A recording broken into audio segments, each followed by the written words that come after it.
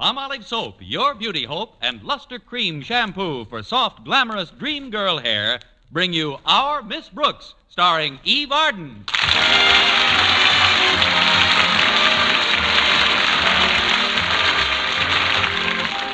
Although our Miss Brooks teaches English at Madison High, her problems, like those of any other teacher, aren't always confined to purely scholastic ones. There's Mr. Philip Boynton, for instance, a biology teacher of whom Miss Brooks is extremely fond. And who, in return, lavishes his affection upon his frogs and guinea pigs. There have been other problems, too. A perfect example of what I'm talking about occurred last Sunday. A grand illustration of what can happen when you let a little softness of the heart spread to your head. The day started off innocently enough when my landlady, Mrs. Davis, knocked on my door around 9:30 in the morning. Connie! Oh, Connie! Get up, Connie. It's 9:30. Oh, come on in, Mrs. Davis. Oh, I don't like to disturb you like this on Sunday. Oh, that's all right, Mrs. Davis. I've been up. Since when? Since you said, Connie, oh, Connie, get up, Connie, it's 9:30. Well, I got your note to wake you, dear, and... I'm glad you did, Mrs. Davis. I've got to do a little checking today on one of my pupils who's been absent all week, Eddie Garson. But, Connie, today's Sunday. I know, Mrs. Davis, but Eddie's always had such a good record of attendance. I just can't understand it. His mother hasn't answered any of my notes, and by tomorrow, Mr. Conklin will send a truant officer after him. I'm going over to his house today and investigate. Oh, it's very nice of you to take such an interest in the boy, Connie. Well, I feel it's my duty to go to Eddie's home, Mrs. Davis. He's always been a good student, well-behaved, with a fine character, and he lives 4 doors from Mr. Boynton. Oh, I see. Connie, did Mr. Boynton ask you for a date? Well, how could he, Mrs. Davis? I haven't asked him to yet. But if I can straighten out Eddie Garson in a hurry, I might accidentally run into Mr. Boynton. I'm perfectly willing to meet him halfway. Of course, if his door opens outward, I'm liable to get a broken nose. But I understand that Mr. Boynton likes to take his Sunday morning constitutional by himself. Well, that's what's nice about a constitutional. You can always amend it.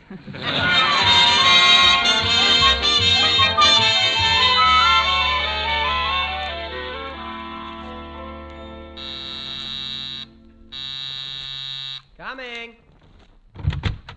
Miss Brooks. May I come in, Eddie? Oh, yeah, sure. Sit down, Miss Brooks. Thank you, Eddie. I'm glad to see you're not sick. I came over to find out why you haven't been in school all week. Well, frankly, Miss Brooks, I've been pretty busy. Oh, well, I guess I can go home now. You know, it's no joke trying to raise kids. Kids? But you're only 14 years old yourself. Well, that's what makes it so tough.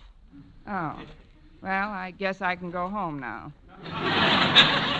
I've been taking care of my kid brothers, Miss Brooks. You see, my father's on the road and my mother's in the hospital. Oh, I'm sorry, Eddie. Is there anything I can do to help? Oh, there sure is, Miss Brooks. Mom's over in the Clay City Hospital, and I'd like to hitch a ride out and see her today. If there was only someone to stay with the kids. Well... You will? Oh, gee, that's wonderful, Miss Brooks. Hey, Mike. Hey, Danny, will you come here? What do you want, Eddie? Yeah, this is Miss Brooks. She's my English teacher at school. Oh. I'm glad to know you, too, Mike. And this is Danny. Say hello to Miss Brooks, Danny. Hello. Huh? Now, there won't be any trouble at all, Miss Brooks. In fact, they'll give you all the help you need. Help? Well, yeah, with Tommy, the baby. Help? Well, I'll be running along now. I'll be home in time for dinner. Thanks a million. So long. Well, here we are. I'm hungry. I'm thirsty. Well, you'll have to wait. Oh, on second thought, maybe you other two better wait. Oh, quiet, baby. Nice, baby. Your mother will be home soon. Oh, dear. How does your mother keep him quiet? You gotta tell him a story. Yeah, you gotta tell him a story. All right, I'll tell you a story. Once upon a time... He heard that one. He's pretty blasé for a child his age. Anyway, once there were 3 bears. You gonna tell him that, old chestnut? Give her a chance, Danny. She might put a switch on it.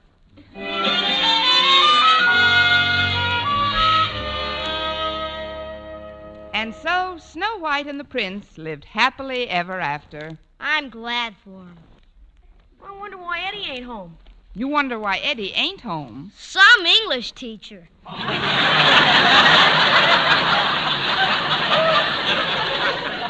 You know, I never in my life hit a child, and this is the first time I ever wondered why. Eddie should have been back by now, though. It's after 7. I'm hungry. I'm thirsty. Well, I'll get you something to eat and drink in a minute. Quiet, Tommy. Now, once there was a girl named Little Red Riding Hood, Oh, great. whose father was a traveling salesman.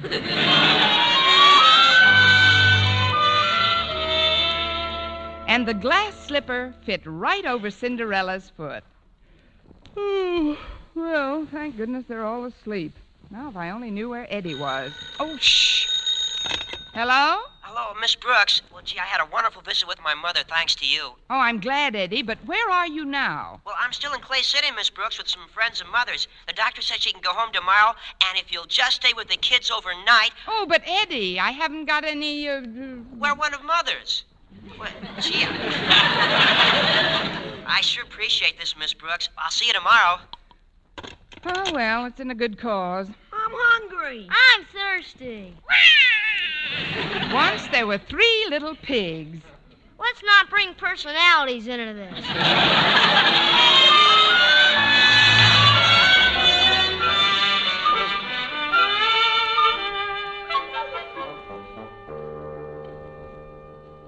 I'm hungry. I'm thirsty. Well, come on, drop the other shoe. That's better. Now, once there was a big giant.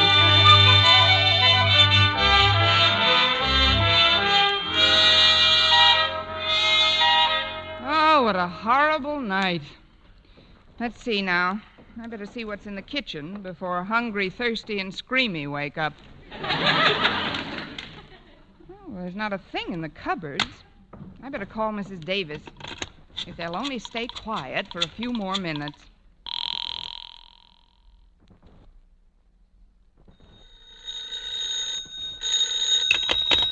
Hello? Hello, Mrs. Davis. This is Connie. Connie, I've been worried sick. Where in the world have you been? I have no time to explain now, but I want you to do me a favor. When Walter Denton comes by to take me to school, send him over to 225 Park Street. 225 Park Street? Yes, Mrs. Davis, I can't make it to school today. But, Connie... I'll tell you all about it when I see you. This is mysterious. Not going to school on Monday morning. I'd better call Mr. Conklin. I'll just tell him that Connie is sick and... Hello? Hello. Is that you, Osgood? This is Mr. Conklin speaking. This is Margaret Davis Osgood, and I just want to tell you that Miss Brooks won't be in school today. She doesn't feel well. Doesn't feel well? What's the matter with her? I really don't know, Osgood. I just know she's quite indisposed. Oh, I'm sorry to hear that, Mrs. Davis.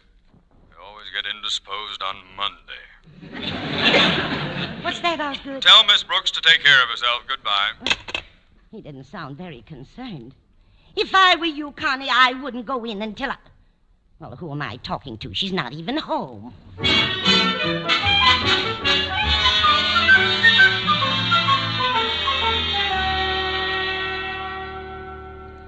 are we going to eat, Miss Brooks? As soon as I send one of my students to the store, Mike. You playing hooky today, Miss Brooks? I guess I'll have to until your brother Eddie comes home. Say, that reminds me. I better call Mr. Conklin. But what'll I tell him? I can't explain about Eddie on the phone. Besides, there's no proof of his story until his mother comes back. I wish you'd talk to us for a while. You're making me very nervous. I'm sorry, Danny. I know what I'll do. I'll make believe I'm Mrs. Davis and tell him I'm sick. Hello? Hello, Mr. Conklin. This is Mrs. Davis. Margaret? Yes, I just wanted to tell you that Miss Brooks doesn't feel very well. What's the matter? Is she taking a turn for the worse? Who? Miss Brooks. Yes? Oh, that is, she's no worse than she's ever been. Have you had a doctor? Yes, but how did you know she was sick? You just told me a few minutes ago. I did? Oh, of course I did. Well, I'm terribly upset about this. Now, for heaven's sake, Margaret, don't go to pieces. Oh, quiet, Margaret. Tommy. I'll be all right. Goodbye, Mr. Conklin. I wish my mother was here. I want my mother. I want my mother. I could use my mother, too.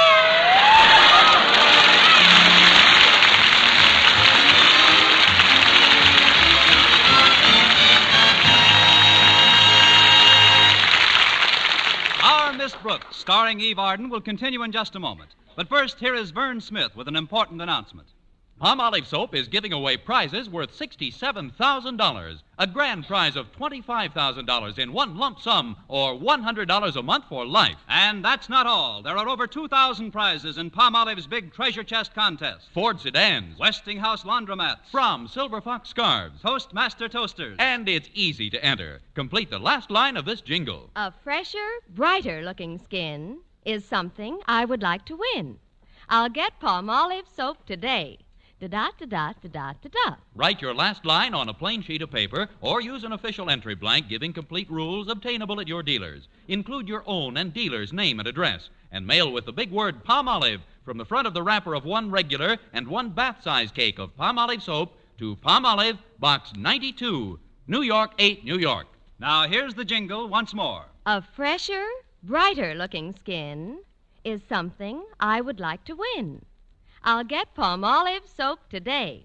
Da-da-da-da-da-da-da. Mail your entry to Palmolive, Box 92, New York 8, New York. But hurry, your last chance. Contest closes next Saturday. Get Palmolive Soap for a lovelier complexion. Remember, doctors prove Palmolive's beauty results.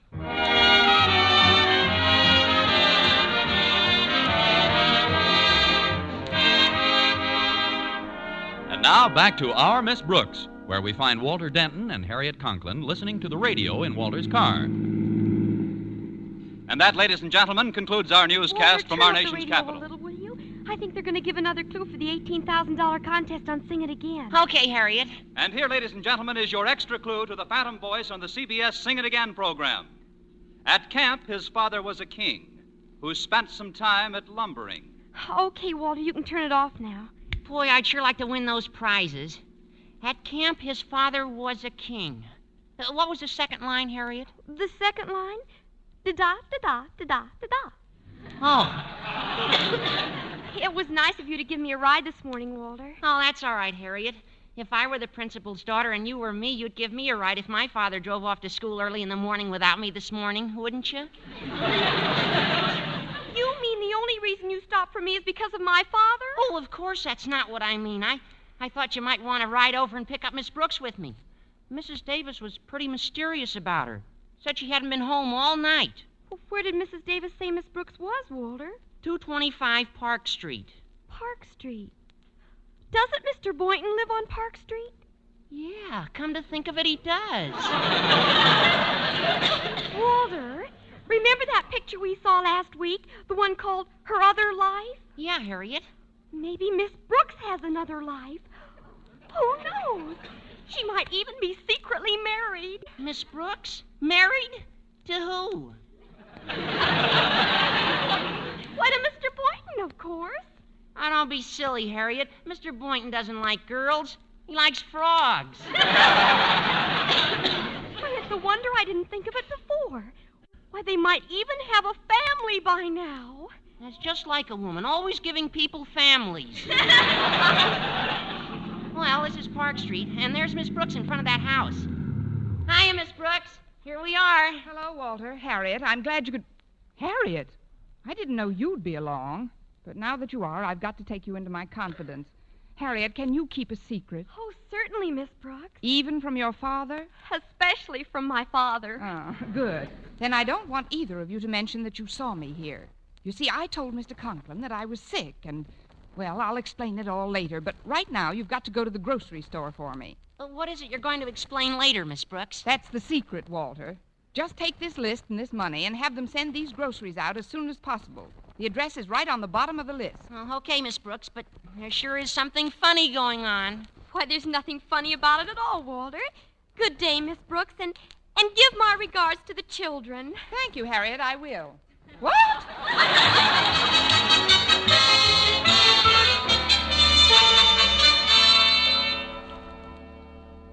Now, do you believe me, Walter? Look at this order we've just given.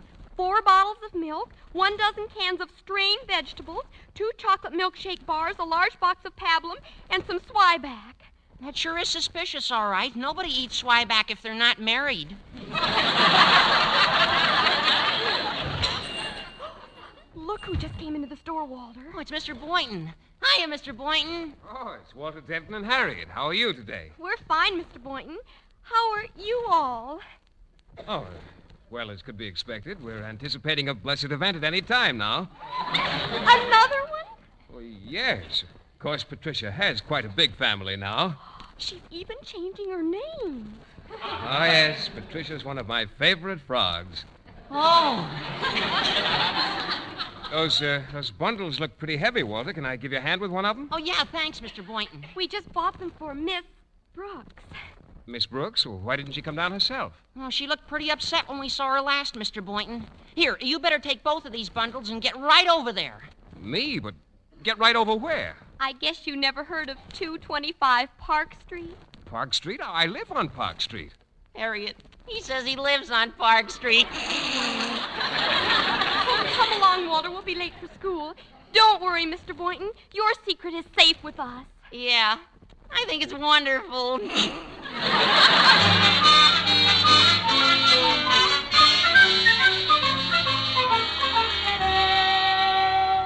And while Sleeping Beauty was waiting, Prince Charming came to her door.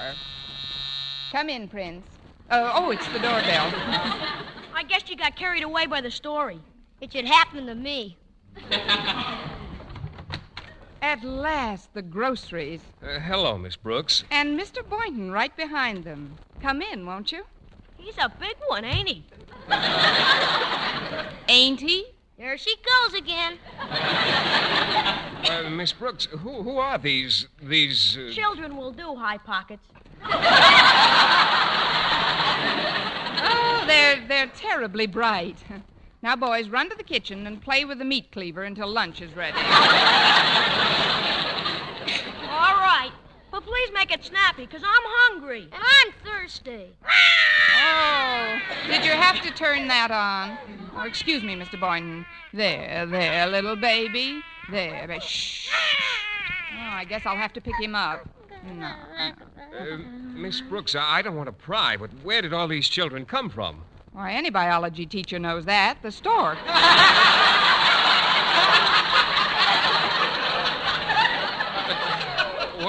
What I mean is, whose are they? Well, they're the children of Eddie Garson, who's a student of mine's mother. What? Which their father is a traveling salesman. Miss Brooks,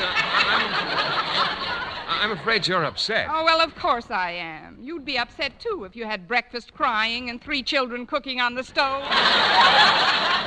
Well, isn't there anything I can do to help? Yes, there certainly is, Mr. Boynton. You can help me get this house tidied up before Eddie brings his mother home from the hospital. But, Miss Brooks, I've got to go to school. You're smart enough now. In some ways. Call Mr. Conklin and tell him you're ill. But I'm not ill. Well, stick around a while. Your chances will improve. Well,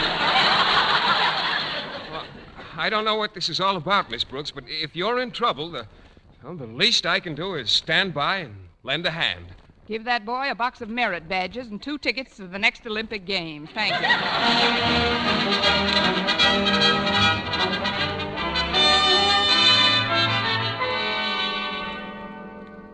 No doubt you're wondering why I summoned you two to my office, Harriet. Well, yes, Mr. Conklin. I was speaking to my daughter. Harriet? Yes, Daddy. There's something strange going on in this school today. First, Mrs. Davis calls to tell me that Miss Brooks is sick. Twice. Then Mr. Boynton calls, tells me he won't be able to come to school today because he's expecting an illness. And then, while I was conducting both their classes, I catch my own daughter receiving a note from this Scallywag? From this scallywag. Thank you, Denton. Hand over the note, Harriet. But, Daddy... The note. That's better. Dear Harriet, whatever you do, don't let the cat out of the bag about meeting you-know-who in the grocery store and sending him where we did. We don't want to get Miss You-know-who in trouble. After all, we have no proof that those little you-know-whos are hers. Nor are we positive that 225 Park Street is a love nest. You-know-whos? Love nest? What's the meaning of this, Harriet? Well, you wouldn't want me to betray a confidence, would you, Father? Yeah, you wouldn't want her to do that, would you, Father? Mr. Conklin? Quiet! I'll find out what's going on at 225 Park Street.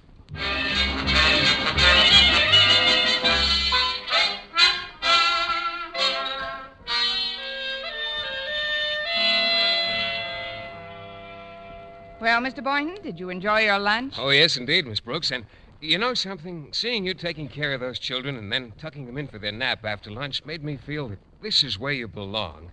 Miss Brooks, did you ever think of giving up your career as a teacher? Why, Mr. Boynton. I mean it. I've been thinking it over all morning, and, well, I've got another sort of career in mind for you. You have? Yes, Miss Brooks, I have. Why don't you become a governess? Oh. Well, I'll tell you what, Mr. Boynton. I'll become a governess when you become a governor. Oh, it's been fun trying to help you out this morning, Miss Brooks. I hope I have been of some assistance with the children. Oh, you've been a tremendous help, Mr. Boynton. They would never have gone to bed so quickly if you hadn't told them that fascinating story about the African tsetse fly. Oh, it was nothing, really. Nothing, he said. It had everything. Humor, pathos, sleeping sickness. Now, if you'll excuse me, I'd like to wash the luncheon dishes. No, you sit right where you are, Miss Brooks. I'm going to do those luncheon dishes myself. Oh, but Mr. Boynton... No, I'll have them done in a jiffy. Picture you upon my knee, just okay. Tea for two and two for three, me for you and you for me alone. Tom, ti-tom, ti-tom, ti-tom, ti-tom, ti-tom. Oh, I hope that's Eddie and his mother. Be right there. We will raise a family, a boy for you, a girl for me. Oh! Mr. Conklin. What's going on here, Miss Brooks? I was under the impression that you were sick. I was. I am. What a coincidence you're meeting me here at the doctor's. Did you say the doctor's? He's an obstetrician. What? I don't think I helped my case any. Well, everything's all set, Miss Brooks. Mr. Conklin! Good afternoon, Mr. Boynton. I suppose you're here visiting the doctor, too? Oh, of course. He's expecting tadpoles. It's my sinuses, Mr. Conklin. Oh, well, you've certainly come to the right place for treatment. An obstetrician should do them a world of good. Now, see here, you two. I know this is no doctor's office. You know what I think? I think you two are secretly married, and this is your love nest. Love nest? Love nest? Love nest? Love nest? Who are these? Where did they come now, from? please, Mr. Conklin, remember your blood pressure. He turns an interesting color, doesn't he? Now, see here, you little... I don't know what you are, or who you are, or... Oh, please. Your type when I was silent pictures. Now, get back in your room, you two. Sit down, Mr. Conklin, and take it easy. But, Miss Brooks, you promised us another story. Get back in your room, or I will kill you. Come on, Mike. She's turned on us. Oh, now, please let me explain, Mr. Conklin. Very well, Miss Brooks. Everyone's entitled to a hearing before he's hanged. That's what I like, an open mind. Now, you see, sir, Mr. Boynton and I were just taking care of these children until their mother comes back from the hospital. That's right, Mr. Conklin. It was an emergency. Yes. It's all well and good, but why did you lie to me? Well, it would have been hard to explain on the phone, Mr. Conklin. And besides, I didn't want Eddie Garson to get in trouble. He's been absent all week taking care of his little brothers. A very touching story, Miss Brooks. I don't doubt that your motives were of the highest, but I can't run a school that way. Miss Brooks, unless you're in your classroom for the afternoon session, you had better look elsewhere for employment. Oh, that must be Eddie now. I'll get it. Eddie, I thought you'd never get... Where's your mother? Well, she's paying the cab, Miss Brooks. She'll be right in. The doctor says she's fine. Oh, good. Then she'll be able to take care of her family again, and I can get back to school. Oh, no, you can't, Miss Brooks. We need you more than ever now. Look, in this blanket here, a brand new baby brother. Once upon a time, there was a governess named Connie Brooks.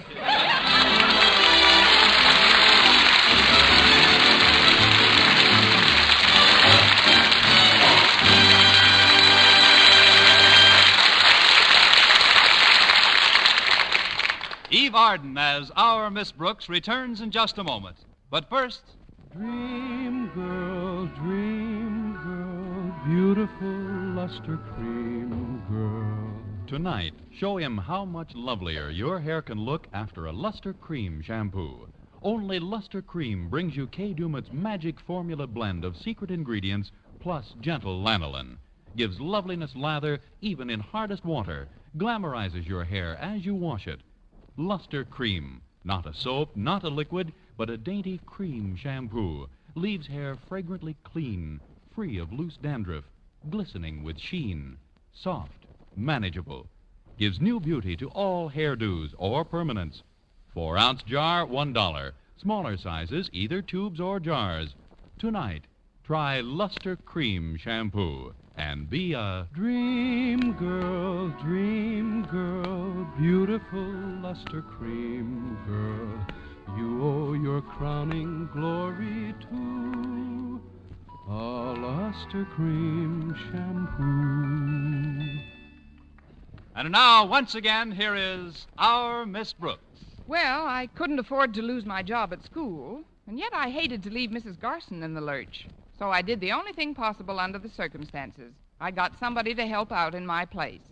Before I left for the afternoon sessions, I gave a few last-minute instructions.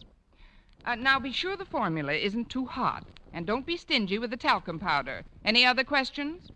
What should I do with the safety pins when they're not in use?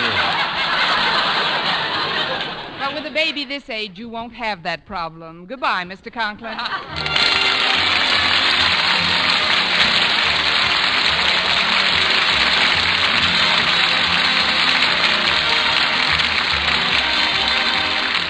Next week, tune into another Our Miss Brooks show brought to you by Palmolive Soap, your beauty hope, and Luster Cream Shampoo for soft, glamorous dream girl hair. Our Miss Brooks, starring Eve Arden, is produced by Larry Burns. Written and directed by Al Lewis with music by Wilbur Hatch. Mr. Boynton was played by Jeff Chandler. Mr. Conklin by Gail Gordon. Others in tonight's cast were Jane Morgan, Dick Crenna, Gloria McMillan, Tommy Cook, Sandra Gould, Bobby Ellis, and Jeff Silver.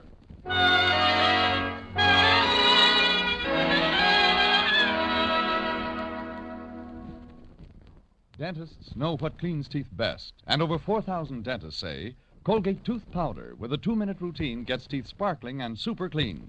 So to remove dull film and get your teeth shining clean, just brush teeth 2 minutes morning and night with Colgate tooth powder. Brush inside, outside, and biting surfaces. Always brush away from the gums. See how quickly this gets teeth naturally bright. It removes dull film that improper brushing misses. And Colgate tooth powder also sweetens your breath. Try it. Buy Colgate tooth powder today. For mystery liberally sprinkled with laughs, listen to Mr. and Mrs. North, the exciting, fun-packed adventures of an amateur Park Avenue detective and his beautiful wife. Tune in Tuesday evenings over most of these same stations. And be with us again next week at this same time for another comedy episode of Our Miss Brooks. Bob Lamont speaking. This is CBS, the Columbia Broadcasting System.